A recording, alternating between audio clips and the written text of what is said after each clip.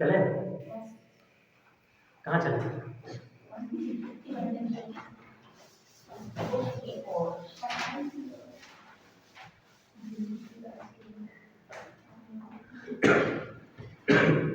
कल हम लोगों ने क्या देखा था? 11th का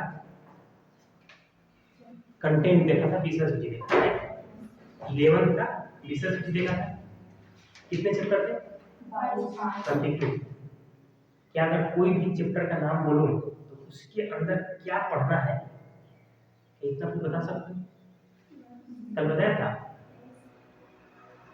कॉपी पहले बंद करो, बंद करो। अगर एक कहे तंत्रिकीय नियंत्रण एवं समन्वय, इसके मतलब कि क्या उसको पढ़ना है, इस चैप्टर के अंदर क्या पढ़ना होगा?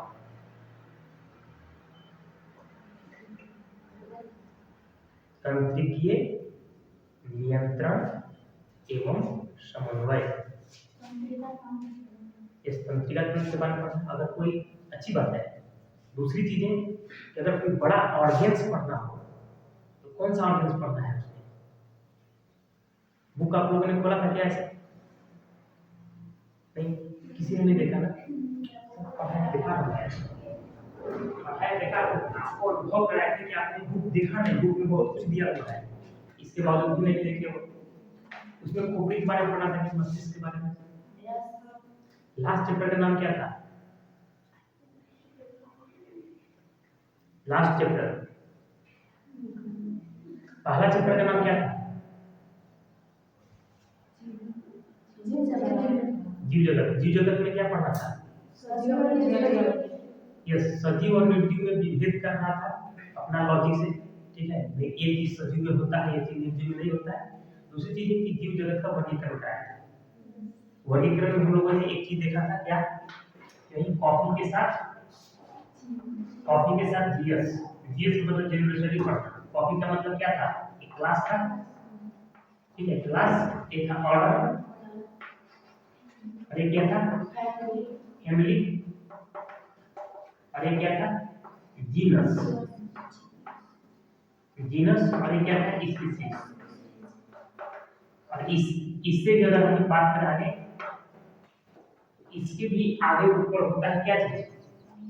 क्या होता है? संघ। तो संघ को जो है कि दो भाग में करेंगे, संघ और भाग, मतलब कि फाइलम और डिवीजन।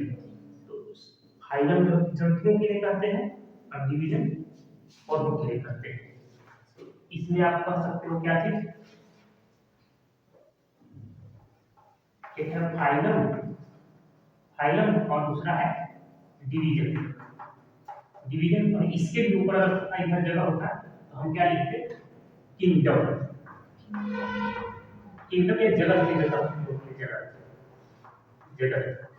ठीक है, जगत से छोटा चीज है फाइलम डिवीजन, उसके नीचे क्लास, उसके बाद ऑर्डर, उसके बाद फैमिली और जीनस, स्पीशीज। ऐसे हम किसी चीज को स्पीशीज कर पाएंगे। एक बेसिक चीज आप जान लो कि स्पीशीज का मतलब है ऐसी चीज जो कि आपस में मिलकर संतान उत्पत्ति कर सकते हैं, वे सब एक स्पीशीज कहलाएंगे। ठीक है, तो सब एक जाति के कहलाएंगे।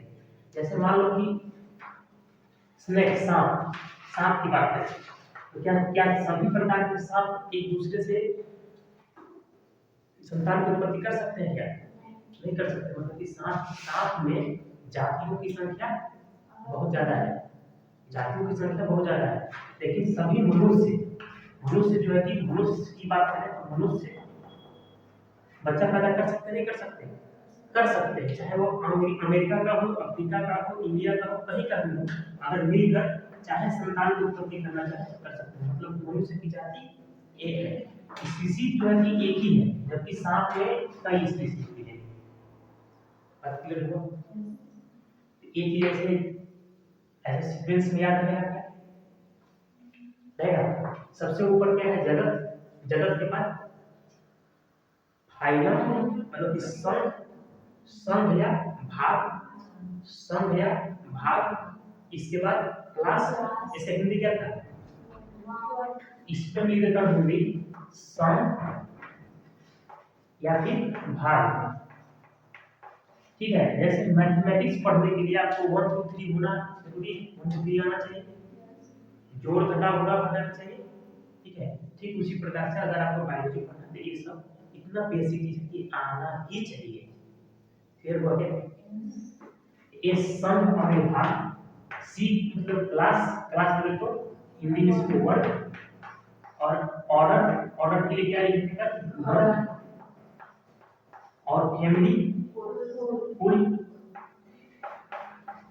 जीनस वंश, स्पीशीज जाति या प्रजाति, जाति, और इसको क्या कहेगा जगत को किंगडम, अंग्रेजी में लिखेगा किंगडम, किंगडम। इसको आज भी कॉपी कर लो यार, आज भी कॉपी कर लो, ऐसे सीक्वेंस मतलब जगत को ऊपर लिखना, इसके बाद फाइल ऑफ डिवीजन, इसके बाद ऐसे, और इसी ट्रिक के साथ करोगे, बार बार बोलेंगे कॉपी के साथ जीएस पढ़ना है, कॉपी के साथ जीएस पढ़ना है, तो मस्त याद भी हो जाएगा। अभी तक कभी याद हुआ था क्या ये वाला सीक्वेंस? नहीं हुआ था, अब नहीं याद।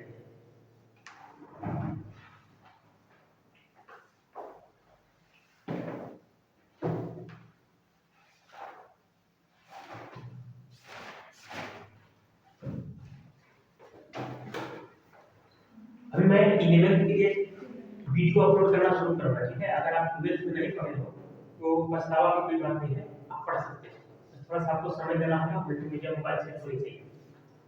ठीक है, बहुत आराम से ताकि गांव के बच्चे भी समझ सकें, मतलब तुम्हारे जैसे बच्चे भी समझ सकें, जो कभी पढ़े नहीं है वो बच्चे भी समझ सकें। इतना ही आराम से चलेंगे, एकदम बिल्कुल स्लो मोशन में चलेंगे, धीरे धीरे बोलते हुए चलेंगे। आपका जो भी बेसिक था 11th में जो पढ़ना था, जो आपने पढ़ा नहीं, वो सारी बातें आप यहाँ पढ़ सकते हैं। Brain booster coaching YouTube channel subscribe किए गए तुम लोग अपने मोबाइल में? एक जो वीडियो भी डाल रहे थे वो मिला तुमको नहीं? वीडियो मिला नहीं तो फिर घंटी घंटी नहीं दबा, इसलिए नहीं मिला। यहाँ पे जो भी रिकॉर्डिंग चल रहा है ना उसको वहाँ पे डाल रहे हैं, कुछ दिन तक डालेंगे, इसके बाद फिर बंद कर देंगे। मतलब अभी वीडियो जस्ट ऐसा ही है, हो गया। फेसबुक देखे थे, यही वाला वीडियो था ना सेम,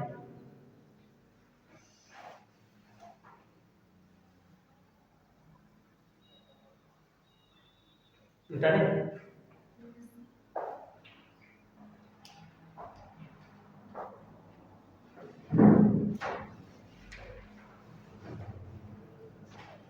ऐसे थोड़ा थोड़ा हिंदी इंग्लिश की सब बहुत अच्छी बात है, ऐसे लिखते रहो। इससे क्या होगा, कुछ कुछ इंग्लिश हिंदी दोनों पकड़ कर आ जाएगी। ये तो पहला चैप्टर की बात था। दूसरा चैप्टर क्या था, वर्गीकरण क्या? दूसरा चैप्टर क्या था, वर्गीकरण। वर्गीकरण में क्या पढ़ना था?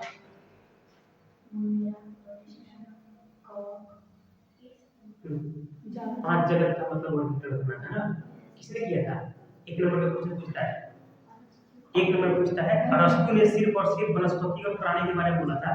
ठीक है, प्राणी और वनस्पति के बारे में बोला था कौन? अरस्तु। 5 जगत में विभाजन कौन किया? 5 जगत विटेकर। कौन किया? विटेकर। विटेकर ने कितने किया था? विटेकर ने कितने जगत बनाए? 5। बोलो कौन कौन? मोनेरा, प्रतिष्ठा, कवक और जंतु। ठीक है, ये 5 थे। मतलब प्राणी या जंतु कुछ भी पाया जाएगा, एनिमलिया का हो चाहे वनस्पति का हो चाहे पादप का हो, सब एक ही है। क्लियर है? मोनेरा का मतलब कैसा होगा जी? एक पुष्पीय जीव या बहुपुष्पीय जीव? मोनेरा का मतलब एक पुष्पीय जीव या बहुपुष्पीय जीव? एक पुष्पीय जीव, राइट। एक पुष्पीय जीव है तो प्रोकैरियोटिक या यूकैरियोटिक? प्रोकैरियोटिक। प्रोकैरियोटिक का मतलब क्या होता है? प्रोकैरियोटिक प्रोकैरियोटिक का क्या मतलब है?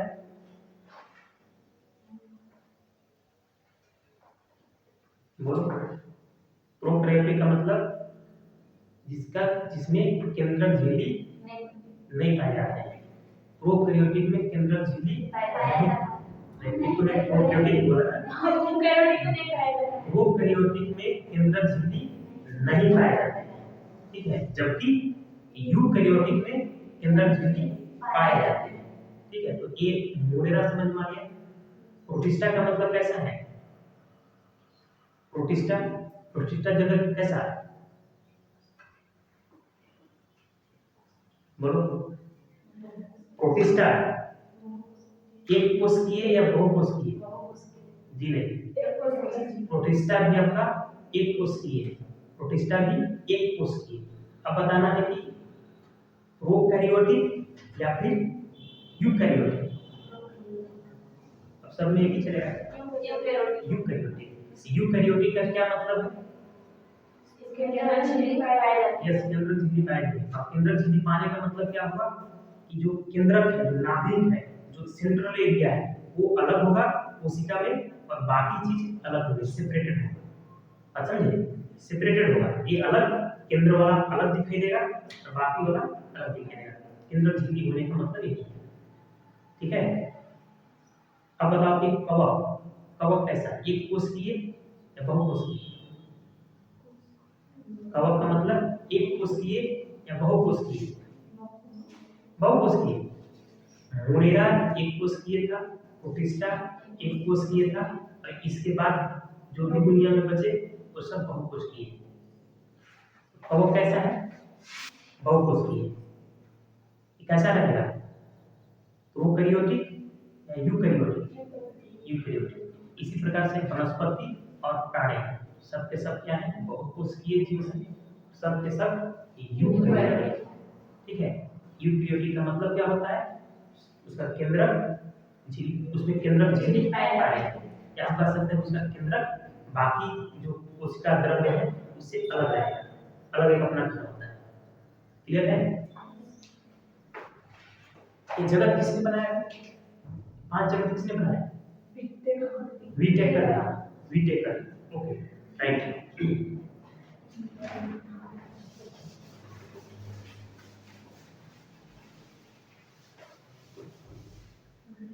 इसके बाद वनस्पति, वनस्पति जगत था क्या? वनस्पति जगत, बोलो कि वनस्पति जगत भी का कुछ प्रकार था क्या? कौन कौन था? ब्रायोफाइटा, टेट्राफाइटा, नग्नबीजी और आवृतबीजी। नग्नबीजी और आवृतबीजी, यही 5 था क्या? तो कम से कम इतना तो जान लो कि 5 है। और उसमें पढ़ने के लिए बोले तो बात प्राणी जगत में, प्राणी जगत में 11th में आकर 11 दिया, जबकि 9th में कुछ 10 ही दिया हुआ है। सही बात है। उसे भी हम लोग को जाना शुरू किया था, ओरिफेरा, सिलिंड्रेटा, ठीक है, 2 तो बताए थे। इसका और आगे प्लेटीहेलमिंथिस,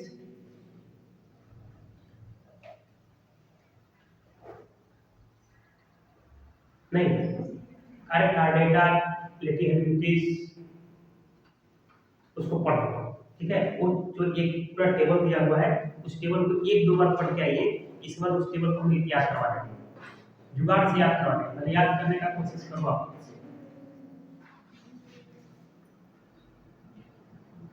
क्या किताब में देख रहे हो मिला नहीं मिला? किताब लेकर आ गए क्या? बहुत अच्छी बात। चलो नेक्स्ट चैप्टर क्या था? कोशिका। अच्छा, पुष्पी पादपों की आकारिकी। अब बताओ कि आकारिकी का क्या मतलब होता है? बाहरी मतलब। इस चैप्टर में क्या पढ़ना होगा? Yes, very good. तो ऐसे आप अगर याद करोगे कि अगर हम पुष्पी पादप देखते हैं तो क्या दिखेगा? सबसे पहले पुष्प दिखाई देगा, पत्ती दिखाई देंगे, फल दिखाई देंगे, तना दिखाई देगा, ठीक है। अगर उसको कबाड़ दें तो जल्दी दिखाई देगा, ठीक है। तो यही पढ़ना होगा। नेक्स्ट आपका क्या चैप्टर था? पुष्पी पादपों का शारीर, एनाटॉमी, नॉट शरीर, शरीर नहीं था, शारीर था। शारीर का मतलब क्या पढ़ना है इसमें? हाँ, ऊतक के बारे में पढ़ना है, मतलब कि पादप ऊतक के बारे में पढ़ना है, जिसमें आप मुख्य रूप से जाइलम और फ्लाइलम जानते हो। जानते हो नहीं जानते हो? जानते हो। यही ऊतक लेवल पे सारा कुछ पढ़ना है। नेक्स्ट चैप्टर क्या है? प्राणियों में संरचनात्मक संगठन। प्राणियों में संरचनात्मक संगठन। और प्राणियों में संरचनात्मक संगठन के अंतर्गत क्या पढ़ना रहेगा? प्राणी जगत का बाह्य संरचना और आंतरिक संरचना। लेकिन आंतरिक संरचना पर ही इस चैप्टर ने फोकस किया है। ठीक है, बोला कि भैया आपको ऊतक की पढ़ना। ठीक है, ऊतक पढ़ा दिया। नेक्स्ट आपका अध्याय है 8, नाम है कोशिका जीवन की इकाई। कोशिका को परिभाषित कर सकते हो क्या? बोलो, कोशिका को परिभाषित कर सकते हो? जीवन की सबसे छोटी इकाई। कैसा इकाई? कार्यात्मक और संरचनात्मक। तो जीवन की कार्यात्मक एवं संरचनात्मक इकाई क्या कहलाती है? कोशिका कहलाती है। अब रचनात्मक, संरचनात्मक या फिर प्रक्रियात्मक का क्या मतलब? मतलब काम अगर कोशिका अकेले भी रहे तो काम कर सकता है, ये है कार्यात्मक। और संरचनात्मक का मतलब हुआ कि जैसे एक बिल्डिंग बना हुआ है तो एक एक ईंट को जोड़ जोड़ कर बना हुआ है, ठीक उसी प्रकार से अगर जो बॉडी बना हुआ है, कोई भी जीव का बॉडी बना हुआ है, एक एक कोशिका के न्यूक्लियस से जोड़ जोड़ जोड़ के बना हुआ है। इस तरह से कोशिका की परिभाषा सब लोग पहले से जानते हैं। जैव अणु, बायोमोलिक्यूल्स, क्या पढ़ना है इसमें? जैव अणु क्या क्या पढ़ना है? कैसे? मुख्य रूप से कार्बोहाइड्रेट्स, प्रोटीन, न्यूक्लिक एसिड, ये 3 पढ़ने हैं मुख्य रूप से। कौन कौन सा? Carbohydrates, protein and nucleic acid. इसके बाद जो है कि आपका वसा, हार्मोन्स, एंजाइम, विटामिन्स, ऐसे पढ़ना है। इतना पढ़ना है। बात क्लियर हुआ? अब थोड़ा सा बता दो कि कार्बोहाइड्रेट का मेन काम क्या है? बाकी करता सब कुछ है। कार्बोहाइड्रेट का मेन काम क्या है? कार्बोहाइड्रेट का मेन काम, कार्बोहाइड्रेट कहाँ मिलता है? चावल में। क्यों चावल खाते हो? एनर्जी गेन करने। ठीक है, एनर्जी मिलता है ना खाने के बाद। एनर्जी मिलता है ना। तो कार्बोहाइड्रेट का मेन काम क्या है? एनर्जी देना। मतलब कि इंस्टेंट एनर्जी होता है। जैसे ग्लूकोज भी पीते हो, ग्लूकोज पीते हो ना, ग्लूकोज क्या है? वो भी कार्बोहाइड्रेट का एक ग्रुप है। ठीक है, तो वो क्या करता है? एनर्जी देने के लिए होता है। वो क्या देता है? एनर्जी देता है। ठीक है, कार्बोहाइड्रेट का मेन काम क्या हुआ?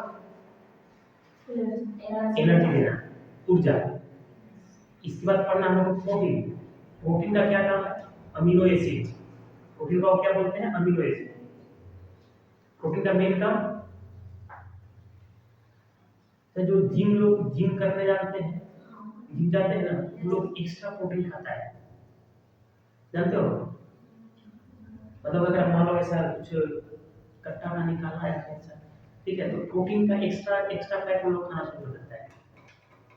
तो प्रोटीन का मेन काम क्या है? शरीर का रचना करना। क्या है? कंस्ट्रक्टिव मटेरियल है। मतलब जैसे कि अगर हम इस बिल्डिंग को बनाना चाहें, बिल्डिंग को बनाने के लिए क्या चाहिए? ईंट चाहिए। ठीक उसी प्रकार से अगर बॉडी को आप डेवलप करना चाहते हो तो क्या करो? प्रोटीन खाओ। तो प्रोटीन का मेन काम क्या होगा? शरीर का रचना करना, शरीर को बनाना, ठीक है, शरीर को ग्रोथ कराना। बात समझ में आया? कार्बोहाइड्रेट का मतलब है ऊर्जा देना, प्रोटीन का मेन काम है शरीर का रचना करना, ठीक है। इसके बाद प्रोटीन दूध में रहता है ना, दूध में रहता है, मछली में रहता है, बाकी चावल वाला खाते हैं उसमें भी रहता है, अंडा भी रहता है। व्हाइट वाला पार्ट जो है प्रोटीन है, और जो जो थोड़ा मतलब गहरा कलर का पीला कलर का होता है उसमें वसा है, अंडा खाते हो, ठीक है। कार्बोहाइड्रेट समझ में आ गया, प्रोटीन समझ में आ गया। न्यूक्लिक एसिड आरएनए डीएनए बनाने का काम आता है, वो आनुवांशिक गुणों को वहन करता है, एक पीढ़ी से दूसरी पीढ़ी में लेकर जाता है, ठीक है। इसके बाद क्या है? विटामिन। विटामिन का मेन काम जैव रासायनिक क्रियाओं को उत्प्रेरित करता है, बहुत ही महत्वपूर्ण होता है। ठीक है, विटामिन विटामिन का मेन काम यही है, जैव प्रक्रम में बहुत महत्वपूर्ण भूमिका अदा करता है विटामिन। हार्मोन्स का अनुवांशिक गुणों को वहन करना, अनुवांशिक गुणों को वहन करना मतलब कि जो हम लोग के पेरेंट में जो गुण था वही गुण हम लोगों में आएगा, हम लोगों में जो गुण है हम लोग के बच्चों में जाएगा। और न्यूक्लिक एसिड खास करके क्या काम करेंगे, आरएनए डीएनए बनाने का काम करेगा। ठीक है, और जान लो डीएनए तो अनुवांशिक पदार्थ है, आरएनए क्या है, अनुवांशिक पदार्थ है, वो एक जगह से दूसरी जगह लेकर जाएगा, मतलब कि एक पीढ़ी से दूसरी पीढ़ी में स्थानांतरित करता है। एंजाइम का क्या काम है, एंजाइम उत्प्रेरक का काम करता है। एंजाइम किसका काम करता है, उत्प्रेरक का, उत्प्रेरित करता है, मतलब कि जैव रासायनिक क्रियाएं जो हो रही है हम लोग की बॉडी में, जो भी अभिक्रियाएं हो रही है उन अभिक्रियाओं को आवश्यकता अनुसार उत्प्रेरित करता है। क्लियर हुआ? और क्या बचा, हो गया। हार्मोन्स का मतलब इंफॉर्मेशन, हार्मोन्स का क्या काम है, हार्मोन्स का मतलब मैसेंजर। ठीक है, जैसे डाकिया वाले काम करते हैं ना, एक मैसेज को, चिट्ठी को एक जगह से दूसरी जगह लेकर जाते हैं, ठीक उसी तरह से हार्मोन्स का भी काम है। इसी के माध्यम से बॉडी को कमांड दिया जाता है, मतलब संदेश दिया जाता है कि आप एक करो, एक ना करो। बात क्लियर हुआ? और सर तुम क्या करते, बात करने वाली अब वो प्रोटीन की कमी की वजह से हार्मोन्स की कमी से बहुत कुछ होता है। ठीक है, मतलब मेन चीज में हो रहा है उसी में बात कर रहा हूं। कोशिका चक्र और कोशिका विभाजन, बोलो कुछ पढ़े, कितने प्रकार का होता है कोशिका विभाजन, कौन कौन सा, अर्धसूत्री, विषमसूत्री, आधुनिक करता, ठीक है, अर्धसूत्री, समसूत्री और अर्धसूत्री, दोनों में एकदम सिंपल और डिफरेंस जानो, एकदम सिंपल और डिफरेंस कल मैं लिखवाया था, समसूत्री और अर्धसूत्री। क्या होता है, ये बार बार आएगा हम लोग को, ट्वेल्थ में पूरा ट्वेल्थ में परेशान करके रखेगा, समसूत्री और अर्धसूत्री, अर्धसूत्री, समसूत्री और अर्धसूत्री। समसूत्री इन जनरल बॉडी के सभी कोशिकाओं में होती है, मतलब कि हमारे बॉडी में हम हर क्षण हर पल जो है क्या हो रहा है, कोशिकाओं की मृत्यु हो रही है और कोशिकाएं बढ़ रही है। ठीक है, हर पल, अभी बोलते बोलते ना जाने कितनी कोशिकाएं मर गए और कितनी कोशिकाएं जन्म ली, बात समझे, ऐसा हो रहा है हर एक सेकंड तकरीबन 1.5 लाख कोशिकाएं ऐसे हो रही है, हालांकि एग्जैक्ट डेटा नहीं है, आप देख सकते हैं कैसा सुना। तो बॉडी में जितनी भी कोशिकाएं हैं वो कोशिकाओं कैसे बनते हैं, समसूत्री विभाजन से। समसूत्री विभाजन में होता क्या है कि एक आपका एक मदर सेल है, ठीक है, मतलब कि मेन कोशिका है, जनक कोशिका है, जनक कोशिका 2 भाग में टूट जाता है, ऐसे टूट जाता है और टूटकर एक चाइल्ड कोशिका बनाता है। ठीक है, इसमें गुणसूत्रों की संख्या जितना होता है उतना ही इसमें भी रहता है। अगर हम मानव के लिए बात करें कितना होता है, 23 जोड़ी होता है, मतलब 46 होता है, तो इसमें भी कितना रहेगा, 46 मतलब 23 जोड़ी रहेगा। अगर 23 जोड़ी कहोगे मतलब कितना हो गया 46, तो इसमें 46 है, तो इसमें कितना रहेगा, इसमें भी 46 होगा और इसमें भी 46 होगा। बात क्लियर हुआ? जबकि अर्धसूत्री विभाजन में अलग तरीके का होता है। अर्धसूत्री विभाजन में ये जो मदर सेल है, मदर सेल से पहले बेचारे 2 टूटेंगे ऐसे, ठीक है, और 2 टूटकर अगेन क्या होगा, फिर से जो है कि ये 2 टूट जाएगा, ऐसे 2 टूट जाएगा और ये यहाँ 2 टूट जाएगा। इसमें आप देख रहे हो कितना है, 46, गुणसूत्रों की संख्या कितना, 46 है ना, 23 जोड़ी, लेकिन इन लोगों में 23 रहेगा क्या, मतलब 46 रहेगा क्या, आंसर है नहीं, 46 नहीं रहेगा। कितना रहेगा, यहाँ पे सिर्फ 23 रहेगा, इसमें भी 23 रहेंगे, इसमें भी 23 रहेगा और इसमें भी 23 रहता है। अब डिटेल पढ़ोगे तो पता चलेगा कि इन लोगों में भी 23, ठीक है, ये जो बीच में दो लोग है ना, इसमें भी 23 23 ही रहता है। तो फिलहाल उतना ना जानो, इतना जानो कि यहाँ 46 से 23 23 बन रहा है और समसूत्री विभाजन में 46 से 46 ही बनता है। ये कहाँ पे हो रहा है समसूत्री विभाजन?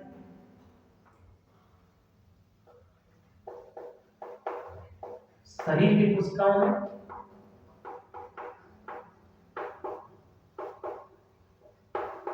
ठीक है, शरीर की कोशिकाओं में, और ये कहाँ पे? ये जनन कोशिकाओं में, जनन कोशिकाओं में। जनन कोशिका का मतलब आप समझ लीजिए जैसे कि शुक्राणु का निर्माण होता है, अंडाणु का निर्माण होता है। शुक्राणु अंडाणु का निर्माण में इस तरह से 23 23 का बनता है, और बाकी बॉडी में जितने भी हैं वो सब कैसे बनेंगे? 46 46। कोई दिक्कत नहीं क्या? कम से कम बेसिक चीज इतना तो जानना चाहिए, समसूत्री और अर्धसूत्री। समसूत्री का इंग्लिश होता है माइटोसिस और उसका होता है मिटोसिस, मियोसिस या मियोटिस, मियोसिस, ठीक है, इतना नहीं।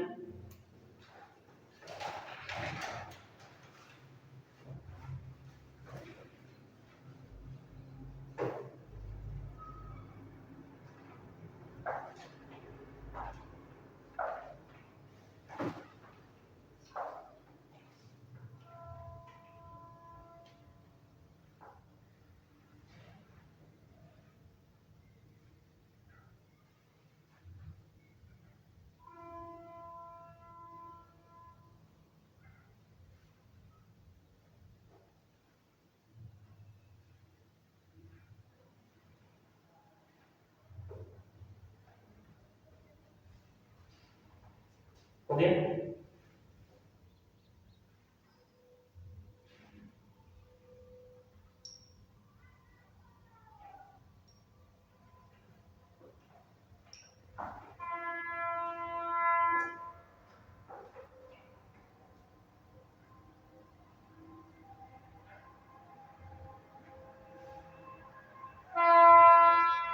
देखिए यहाँ तक जो कि हम लोगों के लिए बहुत ही इम्पोर्टेंट था ट्वेल्थ पढ़ने के लिए। बाकी अगर बात करें पौधों में परिवहन, खनिज पोषण, प्रकाश संश्लेषण, श्वसन, ठीक है, आदत वृद्धि और परिवर्तन, हर चीज की आवश्यकता पड़ेगी, कहीं कंपैरेटिवली कम है, ठीक है।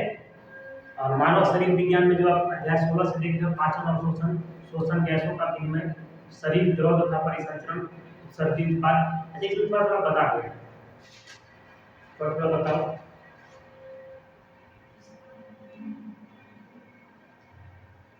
बोलो शरीर द्रव तथा परिसंचरण, जो आपका चैप्टर है 18, ठीक है, शरीर द्रव तथा परिसंचरण, इसमें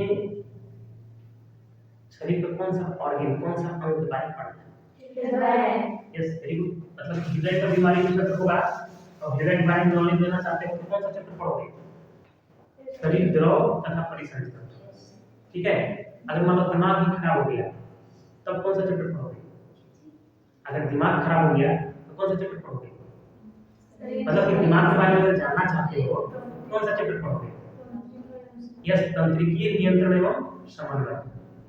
मान लो कहीं हड्डी उड्डी टूट गया, ठीक है, अगर कहीं हड्डी टूट गया, हड्डी के बारे में पढ़ना चाहते हो कौन सा चैप्टर पढ़ोगे? तंत्रिकीय नियंत्रण दमन एवं संचलन, क्योंकि कंकाल हड्डी से संबंधित एक पढ़ना है। अगर हड्डी विशेषज्ञ बनना चाहते हो तो दमन एवं संचलन को रटो, ठीक है। अगर मान लो कि हमें किडनी पढ़ना है, किडनी के बारे में, किडनी जानते क्या होता है? अरे वो फिल्टर करता है ब्लड से जो है कि यूरिन को अलग करता है। बताओ कि कौन सा चैप्टर पढ़ेंगे? किडनी उसमें पढ़ेंगे, क्या बोलो चैप्टर का नाम बोलो, बोलो बोलो बोलो। अरे वो किडनी में थोड़ी पढ़ेंगे। सोचो यार, सोचो कि किस हालत में होते हो, सोचो। उत्सर्जित उत्पाद एवं उनका निष्कासन, अगर हम लोग अपनी किडनी के बारे में पढ़ना चाहते हैं तो कौन सा चैप्टर पढ़ना होगा? उत्सर्जित उत्पाद एवं उसका निष्कासन। क्लियर है?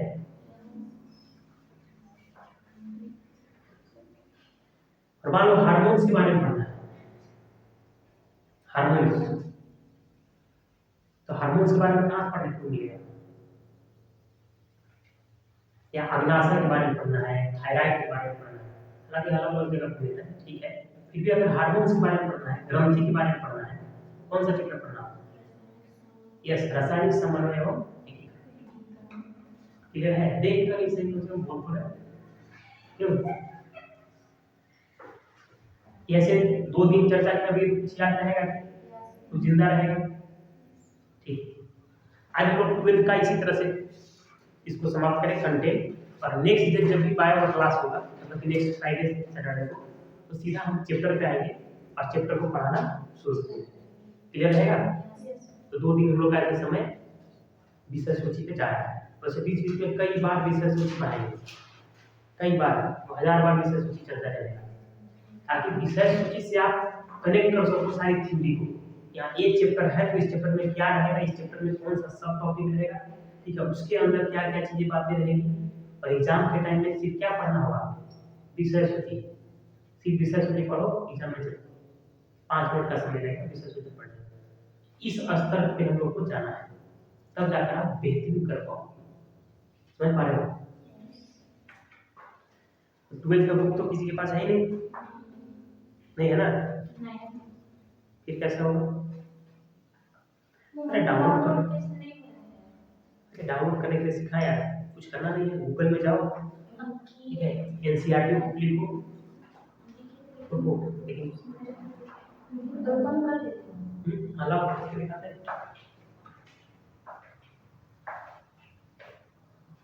गूगल किधर है? यहाँ है, गूगल है ना, तो यहीं पे दिखा, हटा दे। इंटरनेट है ही नहीं यार, कहाँ से डाउनलोड करो? इंटरनेट डाउनलोड करो,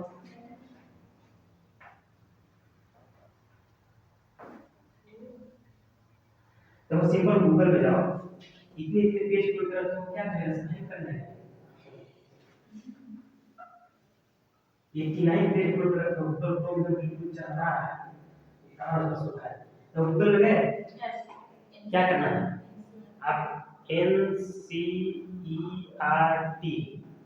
बुक पीडीएफ में लिखा हुआ है, एनसीईआरटी टेक्स्ट बुक आ गया, एनसीईआरटी टेक्स्ट बुक में प्यार से क्लिक करो, ऐसा आ गया। सिलेक्ट क्लास है, सिलेक्ट क्लास कौन सा क्लास है याद है?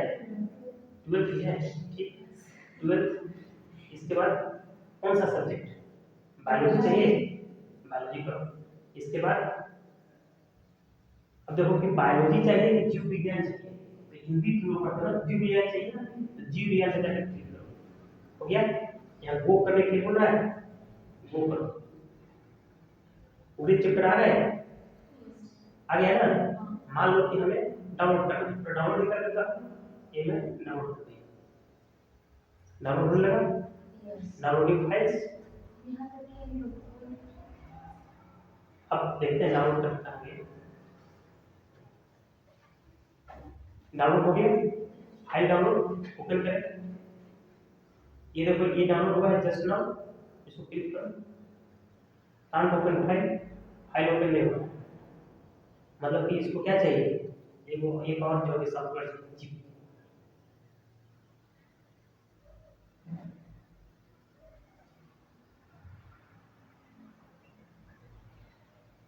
प्ले स्टोर में जाओ,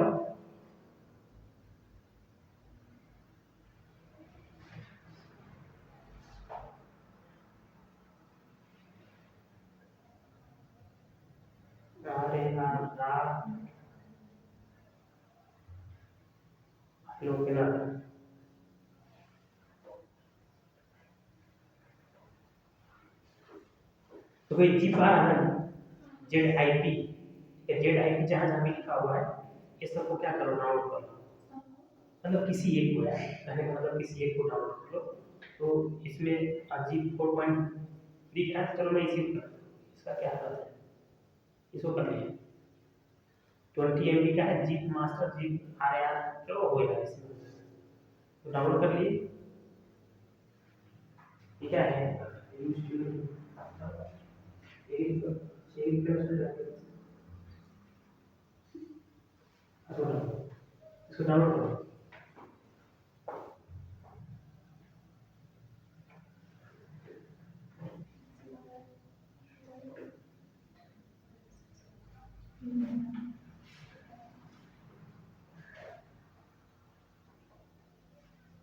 डाउनलोड हो रहा है।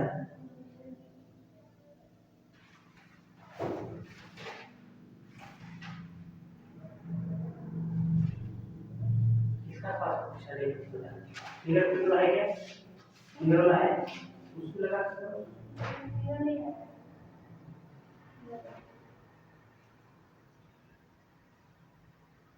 वहां पर है फिंगर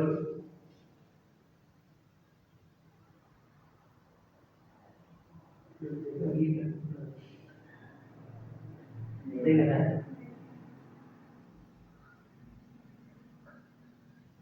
चलो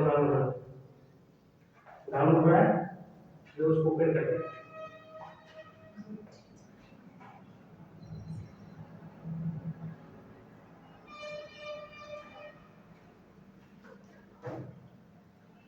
देखो इस तरह से हो गया। ओपन कर लो इसको, आवश्यकता नहीं है इस बार ओपन करने की आवश्यकता नहीं है। Git master get started allow allow allow access to manage और डालिए इसको स्टार्ट।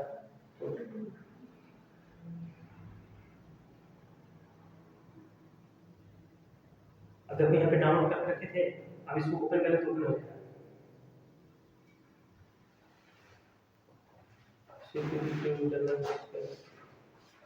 ओपन हो गया। जैसे हमारा कंप्यूटर खुलता है वैसे खुलेगा। अब देखो तुम अगर चाहते हो कि पहला चैप्टर खोलना, पहला चैप्टर ओपन करो, एक्सट्रैक्ट करो, पहले एक्सट्रैक्ट करो, ask before the overwrite, extract not. इसके बाद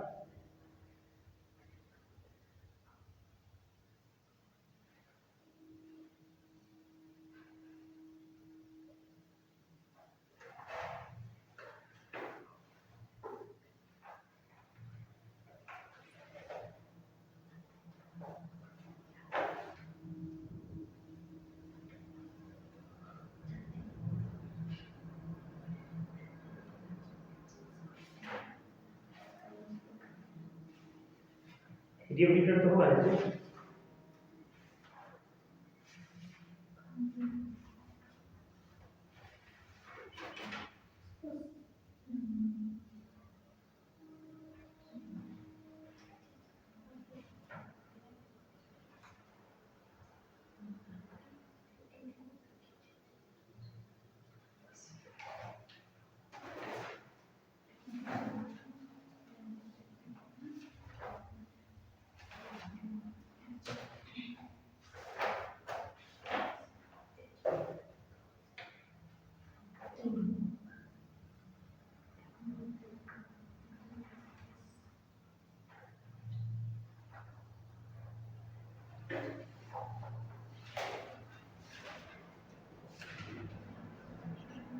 अगर मेरा से ओपन हो जाए, ये वही वाला है दूसरा है। इसमें क्या कर रहा है, ओपन हो रहा है तो ये तो ओपन हो रहा है।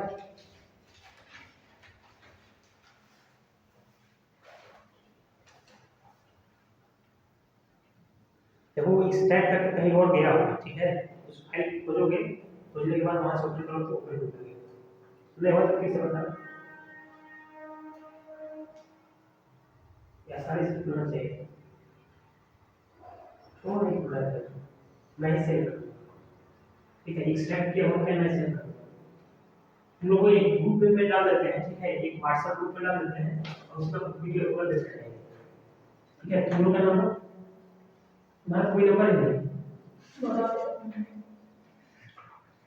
व्हाट्सएप में चलता होगा ना।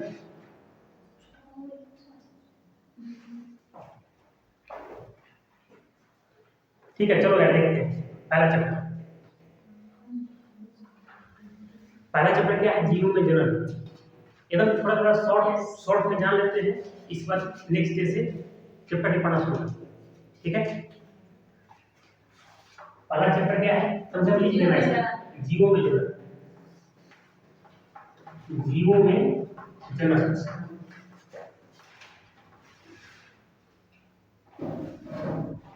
जीवों में जनन दो प्रकार का होता है। इसमें भी बताया गया है कि जीवों में जनन दो प्रकार का हो सकता है। कौन कौन सा जीवों में जनन दो प्रकार का कौन कौन सा है? अलैंगिक, अलैंगिक और लैंगिक। लैंगिक, ठीक है। अलैंगिक का मतलब जानते हो क्या होता है? जब कोई एक ही जनक अकेले ही क्या करे, संतान की उत्पत्ति कर सकता हो, तब उस प्रकार का जनक को क्या कहते हैं? अलैंगिक जनक। अलैंगिक जनक, जैसे कोई एग्जांपल दे सकते हो? जैसे पौधे से मान लो कि अगर क्या करते हैं, कलम काटना बोलते हैं ना, कलम काटे तो कोई नर मादा तो उसमें रहा नहीं, एक ही केंचुआ को क्या करो, केंचुआ को बीच से काट दो तो दो केंचुआ बन जाए। केंचुआ को अगर बीच से काट देते हो तो क्या हो जाएगा, दो केंचुआ बन जाएगा। ये अजूबा का पौधा देखे, उसको बायोलॉजी में क्या बोलते हैं, ब्रायोनियम, ब्रायोनियम कुछ बोलते हैं ना, ब्रायोनियम। और उसके एक ही पत्ता अगर आप रख दिए नीचे, उसमें मिट्टी थोड़ा डाल दिए, उसके हर एक किनारे से क्या करेगा, एक नया पौधा उग जाता है, तब भी लग जाता है। तो क्या हो रहा है, अलैंगिक जनन हो रहा है। ठीक है, इसी तरह से आपके कवक में भी फलता है, ईस्ट में मुकुलन, हाइड्रा में कलिका निकलता है। तो वो तमाम चीजें क्या है, अलैंगिक जनन के अंतर्गत। किधर है, नेक्स्ट है लैंगिक। लैंगिक जैसे जंतुओं में हो रहा है, पौधों में भी होता है, जैसे फूलों में, ठीक है, फूलों के माध्यम से होता है, वो लैंगिक जनन। यहाँ कुल मिलाकर के इस चैप्टर में क्या पढ़ाने का कोशिश किया गया है कि जीवों में जनन होती है तो कितने प्रकार की होती है, दो प्रकार की होती है, अलैंगिक और लैंगिक जनन। अलैंगिक जनन कितने कितने प्रकार के हो रहा है वो आगे चल के डिटेल डिस्कशन किया गया है, और लैंगिक जनन कितने प्रकार का है वो आगे चलकर डिस्कशन किया गया है। कोई सवाल है इस चैप्टर के बारे में? अब जाकर मैं पीडीएफ आज ही सेंड कर दूंगा, मेरे पास सब है पहले से एक्सट्रैक्ट किया हुआ है, सेंड कर दूंगा, उसको जाकर देखें। या फिर किसी कोई अगर सीनियर हो या फिर किसी के पास किताब हो ना, वो नहीं मिलता है, कोई देता नहीं है, मार्केट से जाकर करो, मार्केट में होगा ही, मार्केट में रहता है, यहाँ मार्केट में रहेगा, मतलब जाकर करो। दूसरा चैप्टर का नाम बताओ, पुष्पी पादपों में लैंगिक जनन या प्रजनन। पुष्पी पादप, पुष्पी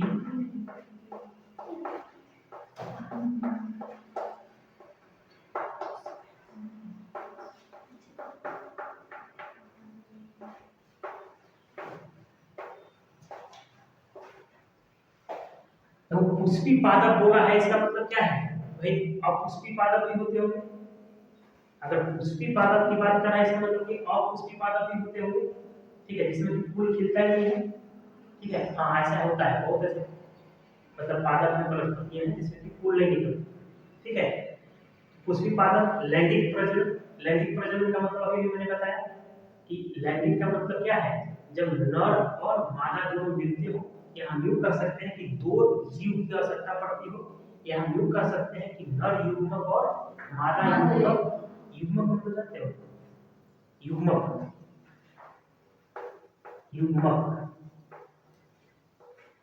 कैसे बना हुआ है, ये बना हुआ है युग्म प्लस एक से, ऐसे दो पर समझो, मजा आ जाएगा, हर शब्द का मतलब जानते हो।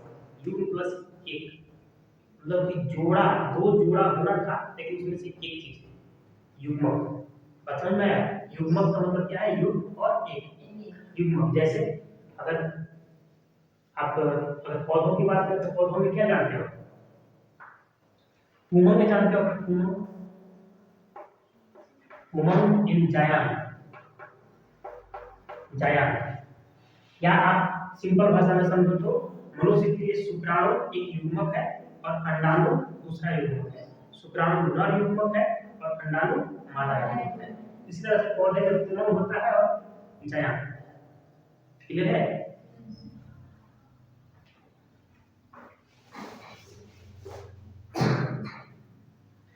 पुष्पी पादपों में लैंगिक प्रजनन, इसमें आपको क्या क्या पढ़ना है? लैंगिक प्रजनन किस तरह से हो रहा है, ठीक है, लैंगिक प्रजनन किस तरह से हो रहा है, प्रजनन होने से पहले की क्या स्थिति है, प्रजनन हुआ तो क्या स्थिति है, प्रजनन के बाद की क्या स्थिति है, वो सारी कहानी आपको पढ़ने को मिलेगी। तीसरा चैप्टर है मानव जनन। मानव जनन, मानव जनन में भी वही सारी बातें पढ़नी है क्योंकि आपको सेकेंड में पढ़ना है, मतलब कि नर जनन तंत्र पढ़ना है, मादा जनन तंत्र पढ़ना है और निषेचन के बाद की क्रिया या फिर संतान उत्पत्ति करने के बाद की क्रिया, ये सारी बातें हमें पढ़ना है मानव जनन के अंतर्गत। खास करके हमें पढ़ाया गया है नर जनन तंत्र और मादा जनन, ठीक है। चौथा चैप्टर जनन स्वास्थ्य। जनन स्वास्थ्य, नाम से ही पता चल रहा है जनन स्वास्थ्य, जनन से संबंधित जो भी स्वास्थ्य का समस्याएं आती है वो सारी समस्याओं का समाधान थोड़ा थोड़ा लॉजिक यहाँ पे पढ़ाया गया है जनन स्वास्थ्य। क्लियर है? इसमें अगर देखें तो एक चैप्टर को हटा दिया गया है पिछले बार, जीव में जनन को हटा दिया गया था सिलेबस से। अब पता नहीं इस वर्ष रखेगा या नहीं रखेगा, श्योर नहीं, इस वर्ष का सिलेबस अभी तक आया नहीं। अगर देखिए एनसीईआरटी का तो भी नया वाला एनसीईआरटी जो आप डाउनलोड करोगे उसमें जीवों में जनन नहीं है। अगर आप नया नया करेंगे तो जीवों में जनन हटा के सीधे सीधे वो उसकी पाठों का लर्निंग करके शुरू किया। ये दो चीज एक ही जैसा है, मानव जनन ये थोड़ा आसान है, एक कोई बहुत बड़ी चीज है, ठीक है। जो भी थोड़ा सा डिस्कशन करना है, मेहनत करना है, वो यहाँ पे करना है। ये दो अगर पहला पढ़ते हैं तो पहला हम लोग पढ़ेंगे, पहला पढ़ने से समझ में आएगा, सिलेबस में रहेगा तब भी नहीं रहेगा। क्लियर है? मिलाओ।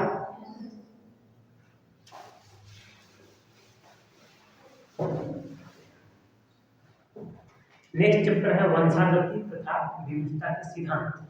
पांचवा है वंशागति तथा विविधता के सिद्धांत।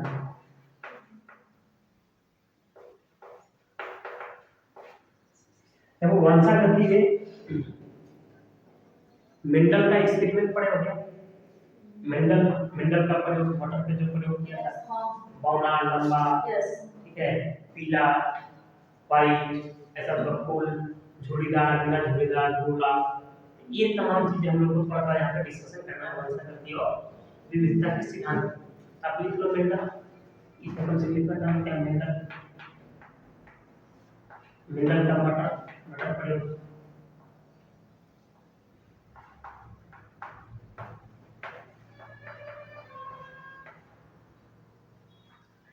डीएनए आरएनए, डीएनए का कुछ इसने किया था वाटसन क्रिक, तो डीएनए आरएनए भी थोड़ा सा यहाँ पे पढ़ना है, डीएनए आरएनए भी पढ़ना होगा, ठीक है।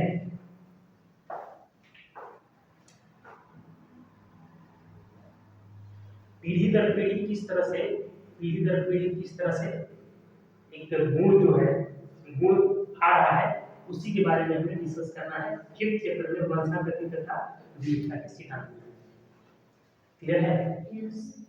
इतनी बात नहीं लिख पाए, आरएनए डीएनए पढ़ना है, मेंडल का वाटर प्रयोग से संबंधित पढ़ना है, ठीक है। नेक्स्ट है वंशागति के आणविक आधार। 6 वंशागति के आणविक आधार। आणविक का मतलब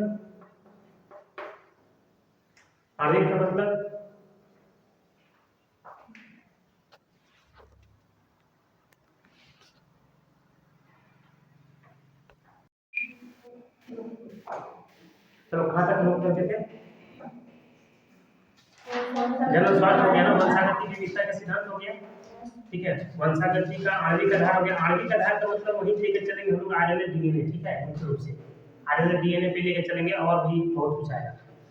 विकास जो है, विकास इवोल्यूशन, विकास नेक्स्ट चैप्टर क्या है, 7 है विकास। विकास थोड़ा आसान सा है, ठीक है। इसमें आपका जो जिराफ लंबा हो गया, क्या हो गया, तो सब सारी चीजें मत पढ़ना है, ठीक है। किसने किया था, डार्विन, डार्विन और लेमार्क। डार्विन का सिद्धांत पढ़े कहीं था है, डार्विन सिद्धांत तो यहाँ पढ़ लेना, ठीक है। अब वो किताब डाउनलोड हो रहा है, उसमें जाकर देख लेना, ठीक है। डार्विन का सिद्धांत, लेमार्क का सिद्धांत, ऐसे ही नो डार्विन मार्क, ये सब पढ़ना है। मतलब कि हम लोग डेवलप कैसे किए, विकास हम लोग नहीं जानना है। तो भाई हम लोग सबसे पहले क्या थे, क्या थे, सबसे पहले हम लोग जो है कि ये ऐसे अमीबा जैसा एक चीज, उसके बाद बने मछली, मछली से बने मेढक, मेढक से बने थोड़ा ये मगरमच्छ वगैरह कुछ बने होंगे, मगरमच्छ से होते हुए बंदर बन गए, बंदर से जो है कि बन गया है। हाँ, हम लोग का पूर्वज कौन है, बंदर ही हम लोग का पूर्वज है, समझे। हम लोग का पूर्वज कौन है, बंदर है। ऐसे अलग अलग लॉजिक से अलग अलग बातें निकल कर आएगा, ठीक है। तो देखेंगे भाई किस किस सिद्धांत से क्या निकल कर आ रहा है। इसमें आपको एक बहुत अच्छा चीज पढ़ने पाएगा, म्यूटेशन, उत्परिवर्तन।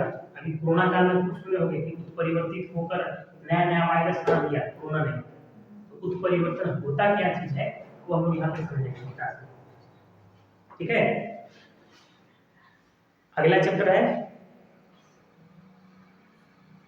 मानव कल्याण में जीव विज्ञान। तो वो चैप्टर नहीं है, मतलब इकाई का नाम है मानव स्वास्थ्य तथा रोग। चैप्टर 1 क्या है, मानव स्वास्थ्य, मानव स्वास्थ्य तथा रोग एवं रोग जो ही रोग। कोई टेंशन नहीं लेना है, मानव स्वास्थ्य का रोग ये आसानी से जान जाओगे। छोटी छोटी बीमारियों के बारे में बताएगा, उसका जो समाधान बताएगा, उसका डिस्कशन करेगा, यही तमाम चीज में। नेक्स्ट है खाद्य उत्पादन में वृद्धि की कार्यनीति, ठीक है। खाद्य उत्पादन में वृद्धि की कार्यनीति, इसका मतलब सिर्फ जान लो। खाद्य का मतलब जानते हो, एक गोबर खाद है क्या,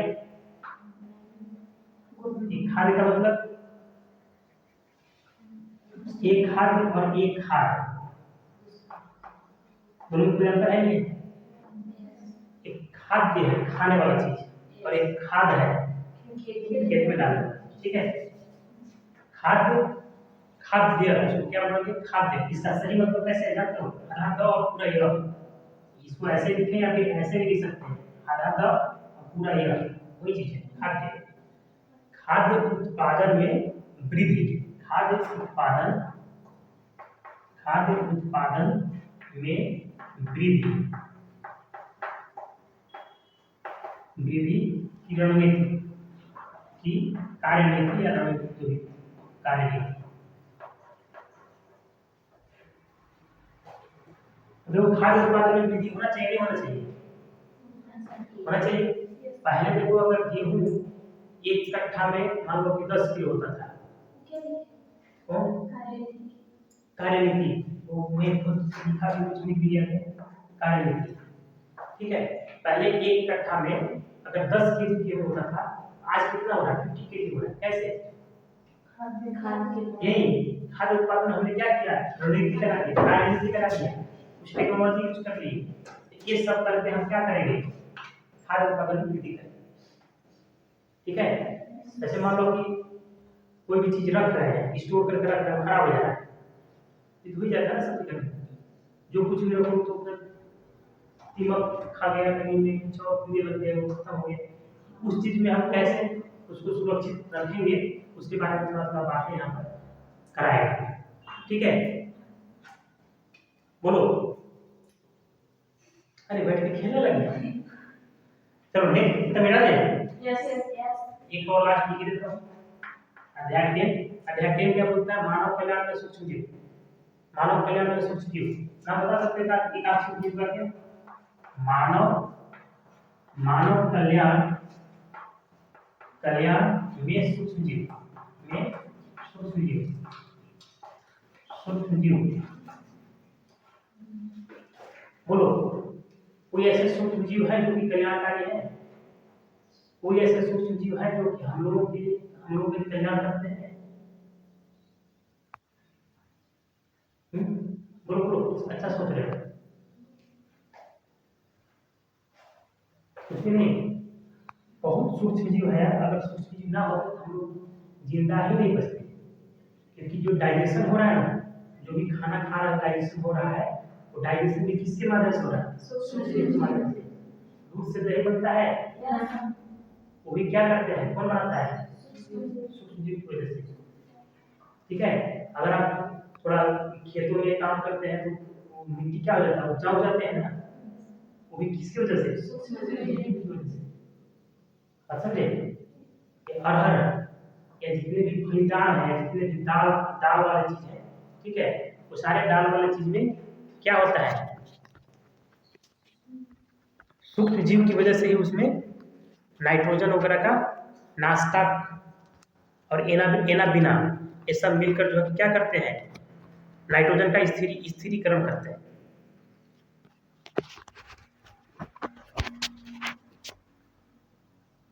अब बोलो कि सूक्ष्म जीव उपयोगी है नहीं है? बहुत ज्यादा उपयोगी है।